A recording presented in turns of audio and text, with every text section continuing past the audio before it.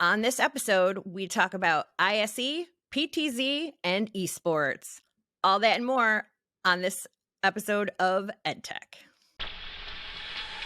The network for the AV industry.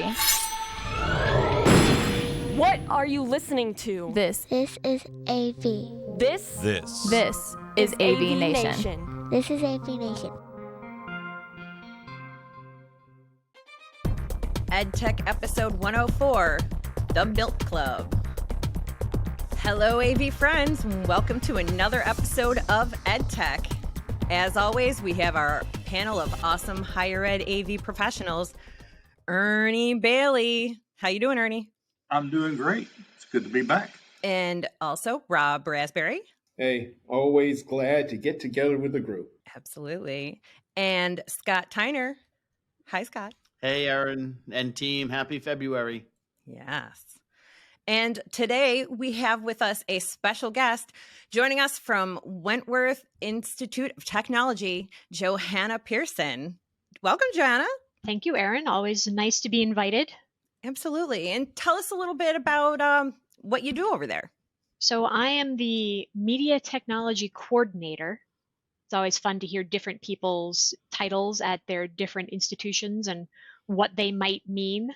And mine personally means that I am in charge of all of the mediated spaces on campus, whether that be a classroom or an auditorium.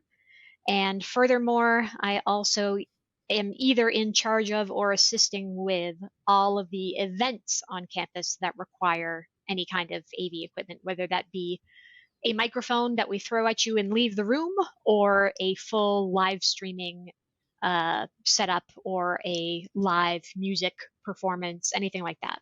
Me and my team handle all of that and everything in between. How big is your team? Very small. There are 3 of us plus student workers.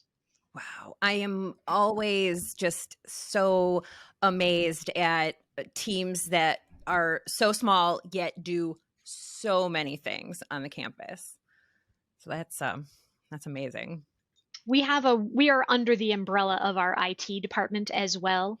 So we support them and they support us as well. Nice. Well, all right, let's jump into it. So the first discussion is inspired by Higher Ed AV Media over at higherEdAV.com. They sent over a team of higher ed folks to ISE, and looks like all of us here kind of missed out on a really amazing time. But what do you guys think the impact of ISE is on higher ed? I see it as kind of for us, what we see coming from ISE tells us what we're going to expect at InfoComm in the summer, lets us know what's coming, a little bit of preview. But once again, we don't get to go and see it, but we do hear about it and hear discussions. So it's kind of a precursor to what we're going to be seeing in the future. But it's like, once again, just a preview for us. Yeah, I think ISE is much like Ernie said. It's the precursor to InfoComm. Of course, ISE would be insulted hearing that, knowing that it's a larger show than InfoComm. But for us in the United States, and certainly in higher ed, it is hard to get money to travel internationally. It's hard to convince somebody that you really need to go to Barcelona, Spain for a few days to walk a trade show floor.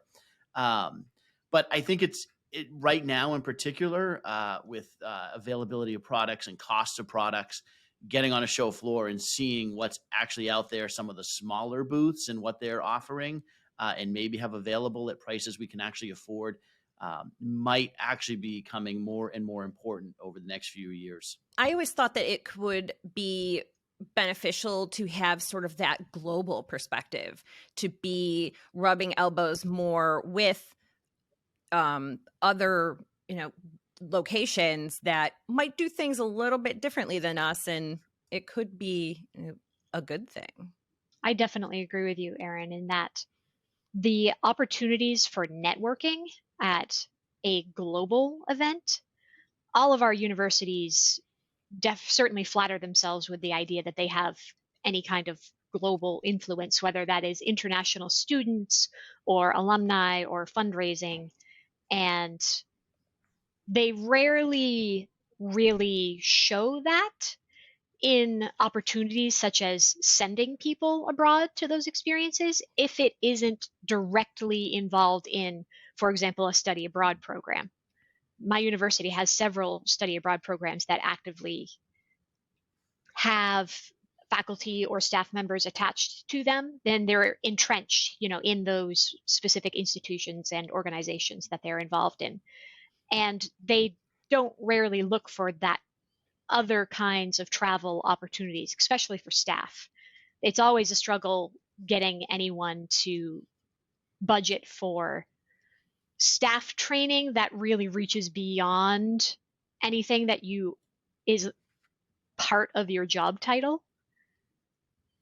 And I think it would just be fascinating, of course, but there's no reason that for a technological institution like mine specifically, that it couldn't be a bigger experience than necessarily sending one person to just take a look at a couple booths. There are opportunities there that there's value in experiencing some of them. And I am definitely jealous that I can't go, of course, but the idea that that it is a precursor to InfoComm for us, and merely the fact that we get to see previews of what we're going to see, but also you're going to see stuff that you're not going to see anywhere else.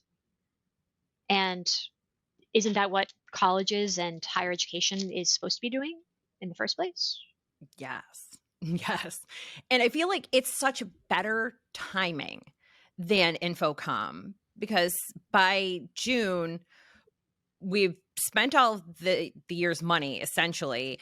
And then we already have all of our projects lined up for a while. So by the time we'd actually put anything that we saw at InfoComm into play, they're starting to introduce the next round of things. So I almost feel like by not going, we could potentially be, almost a cycle behind in technology. Especially what everyone else was already saying about the shortages and long order times that we're seeing on technology, that getting to see it in February instead of June could very well be the difference between getting it at all. Does anybody else have any comments about ISE? Never been.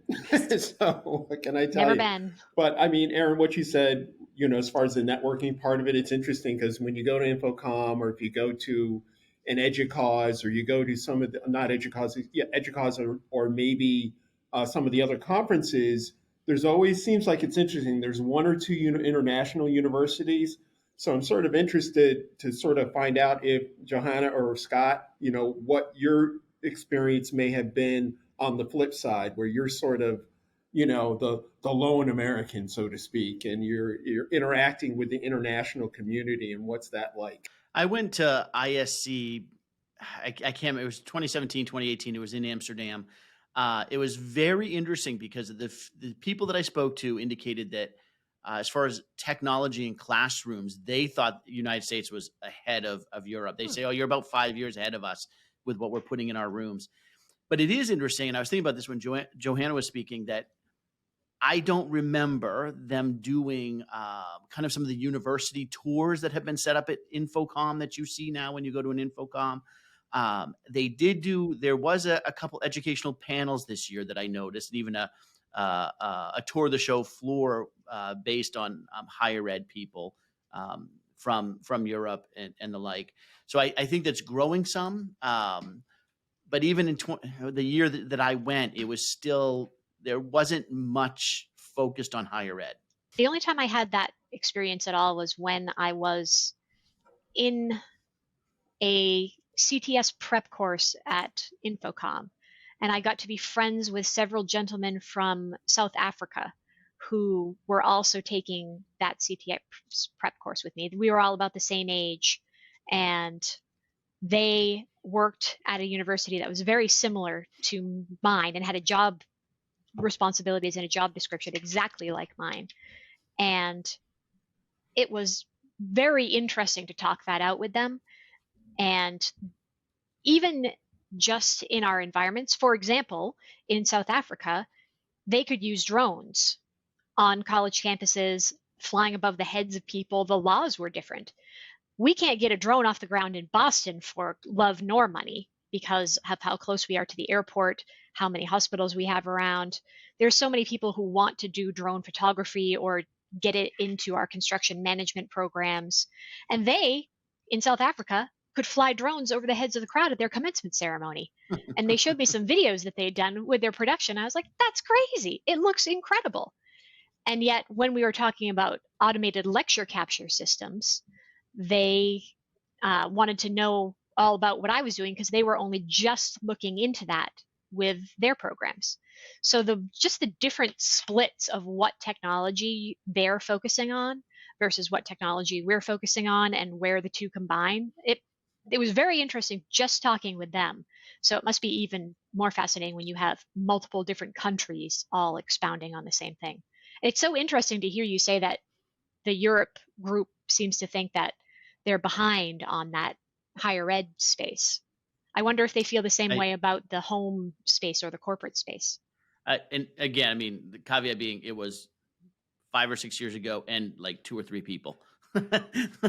And I guess with this year, there being more offerings for the higher ed space, I guess it goes to show you how far we've come in, the last few years as a vertical to, now we're kind of commanding that, attention and showing that we're going to show up and we want to learn these things and we want to be involved. So hopefully that'll only pick up and increase as we, move forward.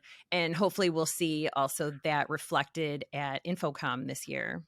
I certainly hope so. The only reason that I've been as involved as I have been with any of these trade shows or organizations was because I slowly started hearing about other people doing the same job and realized that there was a community and a network of people out there.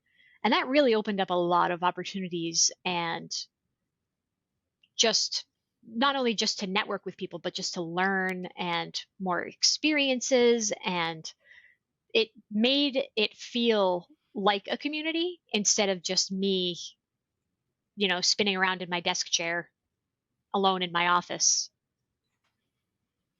So it would be nice to expand that even more with higher ed specifically and get that not only in networking, but in making an impression on the industry, on manufacturers, on integrators. That would be great. Okay, everybody. Over at Rave Pubs, the article we read was Sony just leapfrogged every other AI-based PTZ camera with 2 of its own. So, for us in higher ed, is there a future for AI cameras and switching and, other of that type tech in higher ed? This is sort of interesting because I do photography sort of on the side. So, when you're dealing with a Sony product like the A7 IIIs and those things, their autofocus is amazing. The reaction in those in a lot of their cameras is incredible. And it always was interesting to me. It's like, was early PTZ sort of considered semi-AI? I mean, because it's, I don't know what really the distinction is. It's like, okay, it gets an input, recognizes a sector, follows it, this kind of thing. So I think anything that can make the PTZ better is definitely got some type of future. I noticed somewhere in the article it talked about when it would go to like sort of a quick freeze and then transition to another angle, on the camera, on the instructor. I think that's pretty useful. I think we find that, PTZ can sometimes be like on a roller coaster following an instructor around. So doing something that can mitigate and make a smoother transition is sort of nice. So I think it certainly does. And I think AI is just going to sort of get its hands into just about a lot of stuff that we're going to be involved with higher ed, to be honest. I mean, you can create scripts and get responses in writing now using AI. So it's just getting more and more entrenched in what we do. Yeah, we've been using some sort of AI camera for probably about 10 years, and just seeing the evolution of them as they've gone. Like Rob was saying, the first ones we put in, after 2 weeks, we were asked to turn off all the auto tracking, auto zoom features because people were actually getting sick in the rooms from the motion. To where now, we're getting complaints they're not moving fast enough. It's not tracking properly. And we are seeing a whole lot of new ones out there. We've experimented with several different brands. And what we're finding is, when a company comes out with one for their first time, it's fair. But then a firmware upgrade 3 months later is a major improvement. So they're learning them, they're learning how to do them, and they're making them where they're upgradable, which, is probably the best part, I think. As the AI improves, the cameras can learn. Like I said, we're using multiple different brands, trying to pick, the best one for different size rooms, things like that. So I'm. It's funny. I thought the same thing, Rob. I was like, so autofocus is AI, really? I mean, but I think, and we chatted a little bit before we started about ChatGPT, and after playing with that for a little bit, I am so bullish on what AI is going to do for AV. And so if you think about this camera, and this camera is tracking a face, but now you get the artificial intelligence of, oh, the person's walking fast, I need to zoom out. Oh, the person said I'm going to write on the board. Now I know I can zoom in. Like, just it is understanding natural language and directing its attention the way a human would if they were sitting in that room. And this is going to come into control systems, right? It used to be, voice control. So I can walk in a room and say, room, turn on the projector. Now I just walk in the room and say, okay, I'm going to show you my computer. And it just happens because artificial intelligence in that room understands what has to happen in order for me to show them my computer. So I found this, I actually want to read more about these cameras and see how, the other one I think is AI now is going to become an advertising gimmick when you think, is there really truly AI in this product? I think that the applications of AI are very interesting in AV, but until they get their price points down, it's not going to be practical for any higher ed institution at all to promote these in a wide-ranging way. A lot of them are simply going to be curiosities that we bring out twice a year for commencement and, some inauguration of the next university president or whatever to impress people. And then you put the video up on YouTube and you put it back in the closet for 6 months because you don't want to break it because it costs $20,000. I can't even always promise that I'm going to put hybrid solutions in a tiny percentage of my classrooms. How am I going to justify the purchase of the article that we read didn't go in depth on the price, but it did give a range of what it might cost.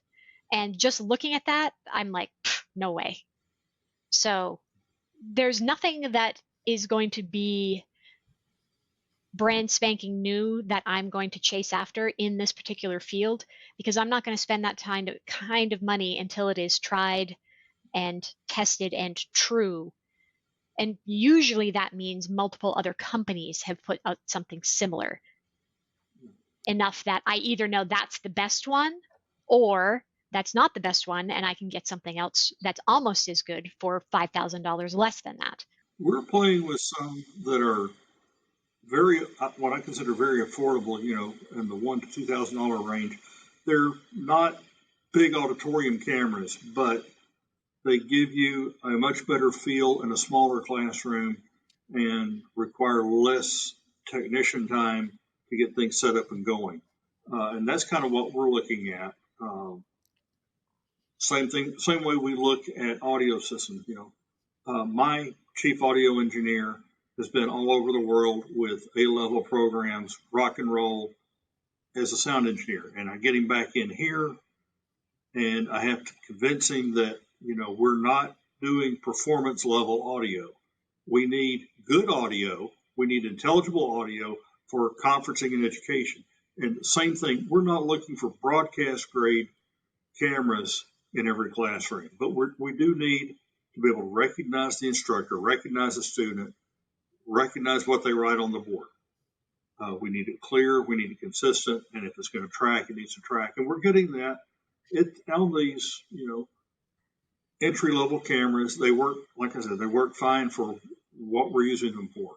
No, I wouldn't use it in a broadcast situation, but it gives us a tool that we can use. And as our students are getting more tech savvy, and even we're getting instructors in now, younger instructors who are expecting this in their classrooms, and we're able to provide it. I have not yet found a camera, an AI focused camera specifically, that I would put in a large auditorium or event space that is better than my technicians. And even if I tried to do that, I would still be paying it with technician time when it comes to editing afterwards. So it's never going to be my number one pick for any kind of large stuff. But like Ernie's saying, if there was one that I found reliable enough to do that in a classroom, then I would. But my university is very much focusing on in-person learning rather than hybrid at this point in time. So we haven't yet gone in that direction. I'm interested in learning more about it, but it's not at all my focus. So I'm in the weird field of they're not yet good enough for the events that I'd actually use them for, and my university isn't focusing enough on the applications that I would use them for. I'm very interested in them, though. I think they're really cool. I was excited when Crestron purchased the, was it the One Beyond Yep, that's correct. cameras? Yep. Mm-hmm. I thought, because I've seen the One Beyond cameras and I've seen them in action and they're pretty neat. So I'd love to see applications like that across a wider spread of companies in a wider range of uses. I feel like right now, these sorts of cameras are the only way they'll end up in one of our projects is if the president went to another school and saw them there and was like, they have these cameras that we have to have. But until that happens, most likely we're going to have to wait until that price point comes down significantly to really make it worth, having at least on a broader scale.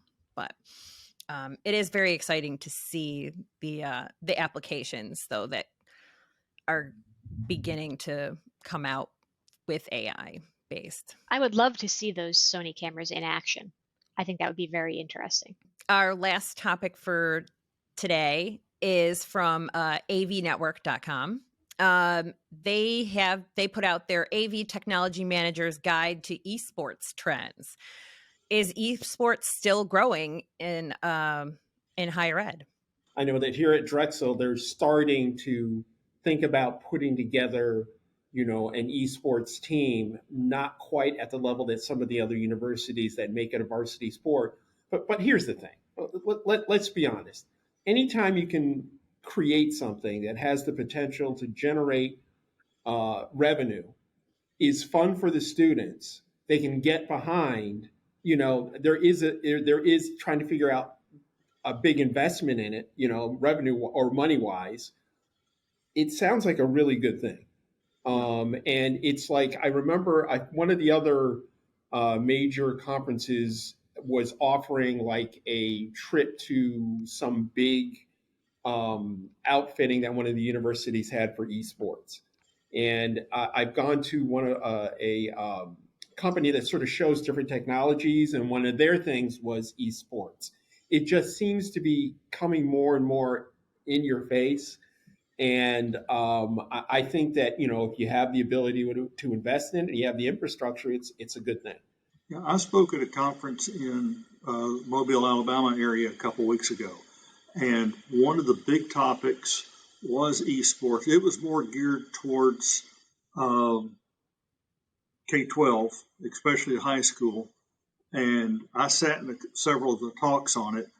And the big thing they were talking about were scholarship opportunities for students who pursue it. My nephew, who's a junior in high school, is lettering in esports. His dad makes sure he spends enough time on Mario Karts when he gets home in the afternoons. Never thought I'd see that. I could have lettered in Mario Kart when I was in high school. I know. I'm thinking this is an old game. I didn't know they were still playing it. Couldn't do it. What was I doing with tennis? The hell with that. Yeah, I'm seeing it growing. I don't see it happening on our campus, being an academic health science center.